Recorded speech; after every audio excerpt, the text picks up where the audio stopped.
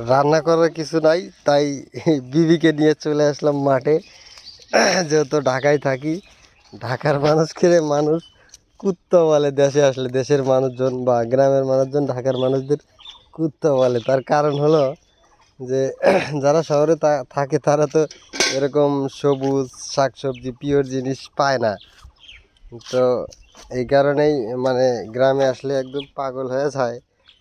ঠিক আমিও তার বাইরে না। তো এই কারণে খাওয়ার কিছু নাই, বা আছে অনেক কিছু, কিন্তু তারপরেও ভাবলাম যে আজকে একটু যদি শাক সবজি খাই তাহলে হয়তো ভালো লাগবে। তো শাক সবজি খাওয়ার উদ্দেশ্যেই এই যে বালতি নিয়ে চলে আসলাম। আমরা 3 বাহিনী চলে আসছি। হ্যাঁ, এইটা হচ্ছে আমাদের বাড়ির সামনে পুকুরের উপরে এখানে একটু শাকসবজি করা হয়। তো এখানে শাকসবজি তুলতে আসছি। এখানে শুধু শাক নাই, এখানে মরিচ আছে। আর এগুলো কি কিসের গাছ জানি? এগুলো হলে রাঁধুনির গাছ। তো রাঁধুনির গাছ সব জায়গায় হয় না, সব এলাকাতে হয় না, তো আমাদের এলাকায় হয়। আর এইটা হচ্ছে বথুয়ার গাছ, বথুয়ার শাক যেটাকে বলে।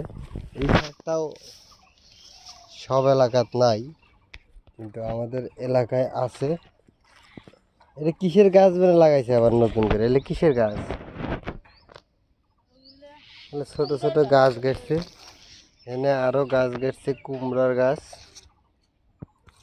তো শুধু এই আইটেম না, এই আইটেমের সাথে আরো থাকবো হলো ভুট্টার বড়া। এই কারণে ভুট্টা তুলতে যাইতে হবে। এই যে এইটা হলো আমাদের ভুট্টা ক্ষেত।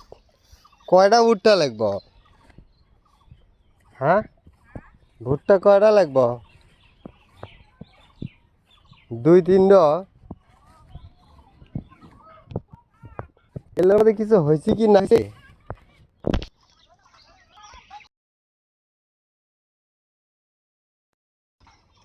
ভুট্টা তোলার জন্য ভুট্টার ভুঁইয়ের ভিতরে যাচ্ছি। আর এইখানে দেখা যাচ্ছে প্রায় প্রায় গাছেতেই দুইটা, প্রায় গাছে না, কিছু কিছু গাছে 2টা ভুট্টা আছে। তো আমি চিন্তা করব যে যে গাছে 2টা ভুট্টা আছে সেই গাছ থেকে একটা ভুট্টা নেওয়ার জন্য। কারণ একটা গাছ থেকে যদি, একটা গাছে একটা ভুট্টা আছে, ওইখান থেকে যদি একটা ভুট্টাই ছিঁড়ি তাহলে ওই গাছটা একদম অকার্যকর হয়ে যাবে। ওই গাছের আর কোনো দাম থাকবে না। তো অনেক গাছেই 2টা ভুট্টা আছে, ওগুলো আমাকে দেখে দেখে বেছে বেছে তারপরে আমাকে ভুট্টা নিতে হবে। মোটামুটি 3-4টা ভুট্টা লাগবো। কই খুঁজে পাচ্ছি না, যদিও পাচ্ছি কিন্তু মানে সেরকম পাচ্ছি না। একটু ভালো কোয়ালিটি দেখে নিতে হবে। এখানে একটা পাইলাম, এটা একটু